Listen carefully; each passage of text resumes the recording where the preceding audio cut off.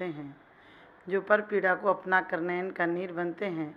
कुछ ही हैं जो द्रौपदी के बदन का चीर बनते हैं। जहाँ को जीत करके तुम सिकंदर बन तो जाओगे। जो खुद को जीत लेते हैं वही महावीर बनते हैं। जो खुद को जीत लेते हैं वही महावीर बनते हैं। वास्तव में दुनिया को जीत ले, लेकिन अपने कर्म शत्रुओं को नहीं जीते, तब तक दुनिया की सब जीत अधूरी है। क्योंकि हर इंसान कहता है कि दुनिया सुंदर होना चाहिए, लेकिन दुनिया किसी चीज़ का नाम नहीं है। हम हमेशा कहते हैं कि भारत एक महान देश है, भारत एक सोने की चिड़िया है, भारत यहाँ पर परमेश्वर पैदा होते हैं, लेकिन परमेश्वर कहीं ऊपर से नहीं, इन्हीं इंसानों के बीच में से परमेश्वर पैदा होते हैं। हम बहुत सत्य अहिंसा की बात करने वाले हैं। हमारे लोगों से ज़्यादा सत्य अहिंसा की बात कोई नहीं करता है, लेकिन सत्य अहिंसा हमारे अंदर नहीं आएगी तब तक फूल बेकार होंगे। क्योंकि फूल सबको प्यारे लगते हैं, लेकिन जड़ों पर ख्याल करना भी बहुत ज़रूरी है। जड़ों को देखना भी बहुत ज़रूरी है कि जड़ें हमारी कहाँ से आती हैं। माना कि फूल सुंदर हैं, लेकिन फूल जड़ों पर टिके होते हैं। जड़ें हों, पेड़ हों और फूल ना हो ऐसा हो सकता है, लेकिन फूल हों और जड़ें ना हो ऐसा नहीं हो सकता है। मकान हो तो नींव ज़रूर होगी, लेकिन नींव हो और मकान बने भी और ना भी बने। इसी प्रकार से आध्यात्म हमारी नींव है। हमें देखने में तत्काल नहीं समझ में आता है कि अध्यात्म से सुख और शांति मिलती है, लेकिन वास्तव में अध्यात्म से बहुत सुख और शांति मिलती है। आज हमने शब्दों की डिग्रियां बहुत ले ली। विश्वविद्यालय के पढ़ा हुआ बच्चा या बड़ी बड़ी डिग्रियां लेकर भी बच्चे अपने व्यवहारिक जीवन से शून्य रह जाते हैं। एक बार की बात, एक इंस्पेक्टर चेकिंग करने के लिए स्कूल में पहुंचा और उसने पूछा कि स्कूल में जो सबसे होशियार बच्चा है उसे बुलाया जाए। और वह क्लास में गया और कहने लगा जो सबसे होशियार बच्चा है उसको सामने लाया जाए। और अचानक एक बच्चा खड़ा हुआ और उससे इंस्पेक्टर ने कुछ प्रश्न पूछा, वह नहीं बता पाया। दूसरा बच्चा खड़ा हुआ, वह भी नहीं बता पाया। और तीसरा बच्चा आया तो इंस्पेक्टर ने कहा कि मुझे लगता है तुम पहले बच्चे हो। उसने कहा हूँ पहला। तो कहने लगे तुम लोगों को कुछ भी नहीं आता है, क्या बात है? और मास्टर को डांट कर उसने कहा, बच्चे से पूछा कि तुम्हें कुछ नहीं आता, तुम क्यों खड़े हुए? मैंने तो पूछा था जो सबसे होशियार बच्चे हैं वो खड़े होना चाहिए। 3 बच्चों को तो बुलाया था और तुम पहले बच्चे हो जो तीसरी बार फिर आ गए। उसने कहा कि सर ऐसी बात है कि जो बच्चा होशियार था वो तो पिक्चर देखने गया है और हमें कह गया कि कोई आए तो तुम खड़े हो जाना हमारी जगह। तो इंस्पेक्टर को बड़ा गुस्सा आया और मास्टर से बोला कि मुझे तो पता नहीं था कि कौन बच्चा कैसा है। कम से कम तुम्हें तो बताना चाहिए, तुम क्लास टीचर हो, तुम्हें पता होना चाहिए कि तुम्हारे क्लास में सबसे होशियार बच्चा कौन है।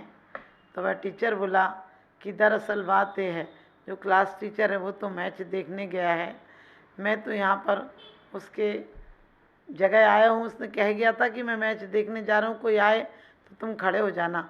वास्तव में मैं सही मास्टर नहीं हूँ, इसलिए मुझे पता नहीं था कि वो कौन बच्चा होशियार है। और जैसे ही वो नोटिस लिखने लगा, कुछ नोट लिखने लगा कि क्लास की व्यवस्था ख़राब है, स्कूल की व्यवस्था ख़राब है, तो वह जो नकली मास्टर था वह पैरों में पड़ गया और कहने लगा ऐसा मत लिखिए, उसकी ज़िंदगी ख़राब हो जाएगी। तो इंस्पेक्टर बोला ये तो गनीमत है कि सही इंस्पेक्टर था, वो तो आज किसी पार्टी में गया है, मैं तो उसकी जगह आया हूँ। आप समझ गए? यहाँ दुनिया में हर आदमी सिद्धांत की बहुत ऊंची बात करता है कि ऐसा होना चाहिए, ऐसा होना चाहिए, ईमानदारी होना चाहिए, सत्य अहिंसा होना चाहिए, प्रेम करुणा होना चाहिए, लेकिन जब जीवन की हकीकत में उतरता है आदमी तो भूल जाता है कि प्रेम किस चिड़िया का नाम है। प्रेम सिद्ध सिर्फ हम शब्दों से बोलते हैं। हम बोलते हैं सारे जहां से अच्छा है दोस्त हिंदुस्तान हमारा, लेकिन इस पर कब विचार करेंगे? सारे जहां से अच्छा हो सकता है, लेकिन उसके लिए हर आदमी को ईमानदार होना पड़ेगा। हर आदमी तो कहता है कि बेईमानी गलत चीज़ है। जब तक आदमी खुद नहीं बेईमानी करता है तब तक बेईमानी को गलत बताता है, और जब खुद बेईमानी करता है तो हो गई होगी, थोड़ी बहुत तो चलता है, थोड़ी बहुत बेईमानी भी चलेगी तो एक दिन होगा कि सारा दुनिया बेईमान हो जाएगी। हम हर इंसान सोचें कि हम अपनी तरफ से कम में जी लेंगे। हम उन ऋषि मुनियों के पद चिन्हों पर चलने वाले हैं जिन्होंने जंगल में वास किया था, जिन ऋषियों ने अपने जानवरों को बचाने के लिए अपनी जान की बाजी लगा दी थी। तो हमें ऐसा नहीं करना है जिसके द्वारा किसी का अहित हो। हमें हिंदुस्तान को अच्छा बनाना है, क्योंकि हमारा अफसोस है हमारा एक नंबर का आदमी या तो सन्यासी हो जाता है या फिर साइंटिस्ट हो जाता है, विदेशों में चला जाता है। फिर भारत कैसे अच्छा होगा। एक रूस की बच्ची ने भारत में अकाल पड़ा तो अपनी माँ से पूछा अकाल क्या होता है। उसकी माँ ने कहा कि बेटा जब खाने की चीज़ें ख़त्म हो जाती हैं, नष्ट हो जाती हैं तो उसे अकाल कहते हैं। तो उसने कहा माँ फिर वो लोग बिस्कुट आदि क्यों नहीं खा लेते हैं। उनकी माँ ने कहा कि बेटा बिस्कुट भी नहीं मिलते हैं। उसने कहा कि मम्मी वो अपने फ्रिज में से निकाल कर सामान क्यों नहीं खा लेते हैं। आप सोच सकते हैं कि विदेश के बच्चों को ये भी ख्याल नहीं है, ये भी पता नहीं कि अकाल किसे कहते हैं। और हमारी दुनिया में आप नज़र दौड़ा कर देखिए, तुम जरा झांक कर तो देखो, सैकड़ों गम के मारे मिलेंगे। तुम्हें सैकड़ों लोग मिल जाएंगे दीन दुखी दरिद्र, हर चौराहे पर हर जगह भिखारी मिल जाएगा। लेकिन हम भिखारियों को भीख देकर रास्ते से निकल जाते हैं। और भिखारी को भीख भी हम इसलिए नहीं देते हैं कि हमने उस पर करुणा आई। भिखारी को भीख भी आप अपने अहंकार के लिए देते हैं। आप देखना कभी रास्ते में भिखारी मिल जाए तो आप धुतकार देते हैं, लेकिन वही आपके 4 रिश्तेदारों या दोस्तों के बीच भिखारी मिले तो आप 10 रुपये की जगह से 100 रुपया दे देते हैं। कभी कभी तो लोग नहीं देने के बहाने निकालते हैं कि इसमें देंगे तो हिंसा होगी, ये लोग गलत काम करेंगे, ये लोग कोई हिंसा झूठ चोरी आदि करेंगे। लेकिन हमें ये सोचना चाहिए कि हम इतना दिमाग नहीं लगाएं। हमारे अंदर करुणा उठी है तो हम किसी का दुख दर्द मिटाएं।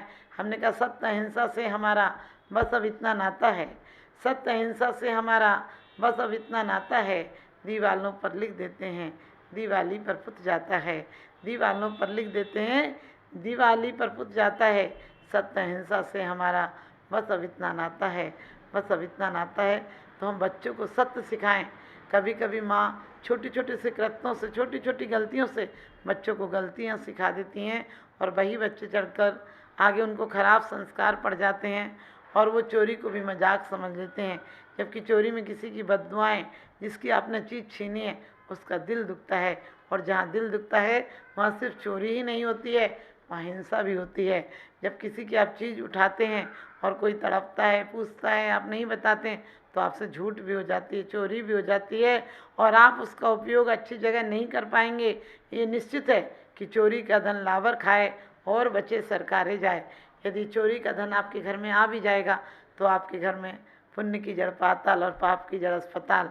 वो धन आपके घर सुख समृद्धि और शांति नहीं ला सकता है।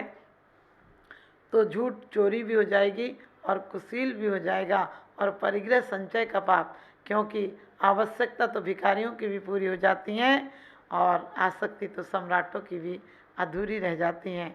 भटकती है हवस दिन रात सोने की दुकानों में, भटकती है हवस दिन रात सोने की दुकानों में। गरीबी कान छिदवा कर के तिनका डाल देती है, गरीबी कान छिदवा कर के तिनका डाल देती है। तो वास्तव में गरीबी हो, लेकिन हमें ये नहीं सोचना है हम किसी की चीज़ अपने आप में लें। अपनी चीज़ संतोष धारण करें, अपने परिवारों में प्रेम आदि बढ़ाएं, ताकि हमारे एक चीज़ से पहले घर में एक पलंग या तखत होता था, बड़े बुजुर्ग बैठ जाते थे, बाकी सारे बच्चे नीचे बैठ जाते थे। आज हर कमरे में अलग अलग बैठने की सुविधा है। पहले तखत होते थे, तखत हमारे प्रेम का परिचायक था।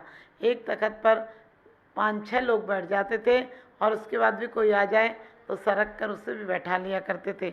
लेकिन वर्तमान में तो सोफ़ा चल गया, कुर्सी चल गई, जिसमें एक में एक ही समाता है। सोफ़े में एक में 2 समा जाएंगे, 3 समा जाएंगे, इससे ज़्यादा लोग नहीं समाते हैं। ऐसा हमारा दिल भी हो गया है, क्योंकि हम सत्य अहिंसा की जितनी भी शाब्दिक खोज करेंगे तब तक हम सफलता नहीं पा पाएंगे।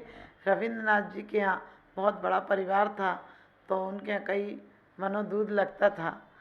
एक दिन रविंद्रनाथ जी बोलने लगे कि दूध पर देखना पड़ेगा कोई पानी ना मिला दे, इसलिए उन्होंने कहा एक मैनेजर रख लेते हैं।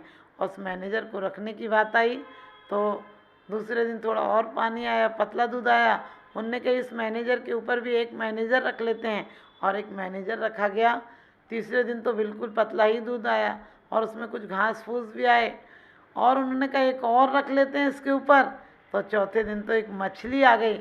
उनके पिताजी ने समझाया कि बेटा जितने मैनेजर रखोगे, जितने नौकर रखोगे, उतनी और सबकी हिस्सेदारी बढ़ जाएगी, और इसके कारण घर में दूध तो दूध, अभी तो मछली आई, एक आध दिन मगरमच्छ भी आ जाएगा।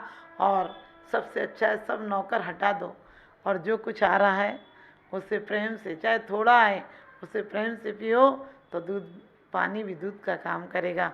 और उन्होंने हटा दिए। इसी प्रकार से हमें भारत देश को महान बनाना है तो सिर्फ सिद्धांतों से नहीं, हमें राम जैसा देश प्रेम चाहिए, हमें राम जैसी पितृभक्ति चाहिए, लक्ष्मण जैसी भ्रात भक्ति चाहिए, तो सीता जैसा पति के प्रति समर्पण भाव चाहिए। तो आज समर्पण भाव नहीं है, हर घर में अहंकार की लड़ाई है। पत्नी कहती मैं कमाती हूँ, क्योंकि पहले मशीनीकरण नहीं था तो पति की शक्ति ज़्यादा थी। आज भी यदि हल चलाना हो या कोई खोदना हो, अपने हाथ से खोदना पड़े, तो नारी हार जाएगी और पुरुष जीत जाएगा, क्योंकि पुरुष के अंदर शारीरिक क्षमता ज़्यादा होती है। लेकिन आज मशीनीकरण के युग में दोनों की क्षमता समान है। जितना यदि नारी पुरुषार्थ कर सकती है, मशीन चला सकती है, बटन ही तो दबाना है, तो नारी और नर की शक्ति समान कर दी। गाड़ी चलाना है, गाड़ी चलाने में यदि कोई चीज़ खींच के ले जाना हो, कंधे पर ले जाना हो, तो पुरुष की शक्ति ज़्यादा लगेगी। लेकिन यदि ऐसे ही ले जाना हो तो नारी की शक्ति भी बराबर है। गाड़ियों में ले जाना हो तो आज नारी भी समान रूप से शक्ति रख रही है। आज की शिक्षा ने नारी को समकक्ष खड़ा कर दिया, जबकि मैं कहती हूँ नारी की शिक्षाएं अलग होना चाहिए, नारी के कर्तव्य अलग होना चाहिए। नारी अपने जीवन में आगे बढ़े, ऊंची से ऊंची शिक्षा प्राप्त करें, लेकिन पुरुषों की तरह नहीं।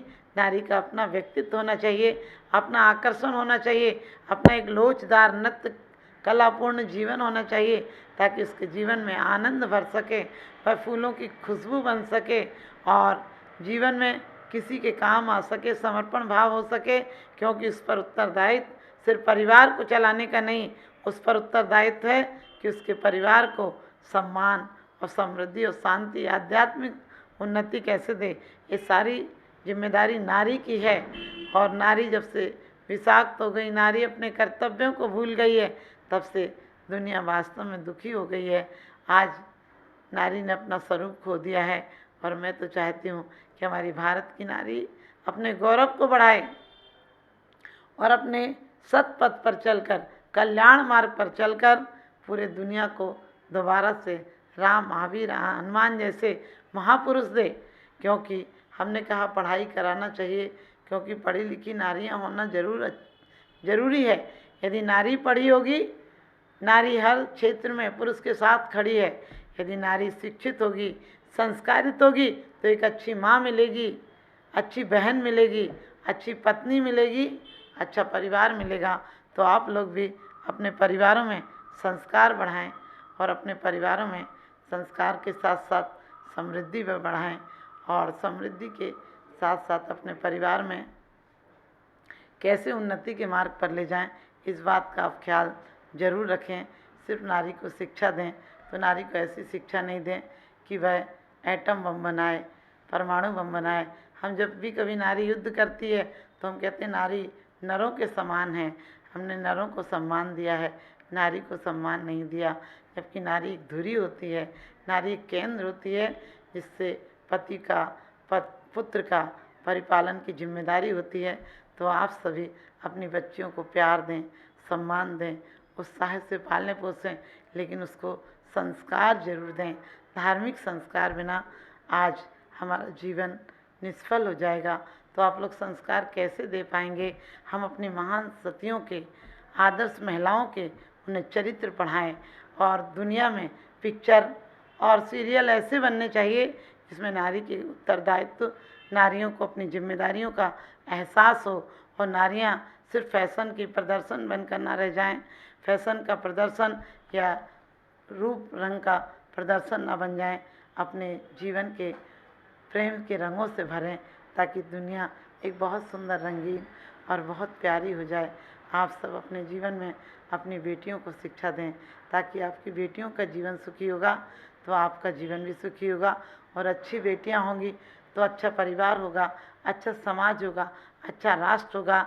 अच्छी, चाहे पुलिस में हो, चाहे धर्म के मार्ग पर हो, एक आदर्श पुत्रों को जन्म देंगी और वो पुत्र अपनी आत्मा को पवित्र बनाकर परमात्मा बन सकेंगे।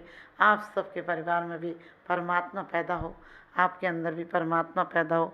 इन्हीं शुभ भावनाओं के साथ बोलिए आदिनाथ भगवान की।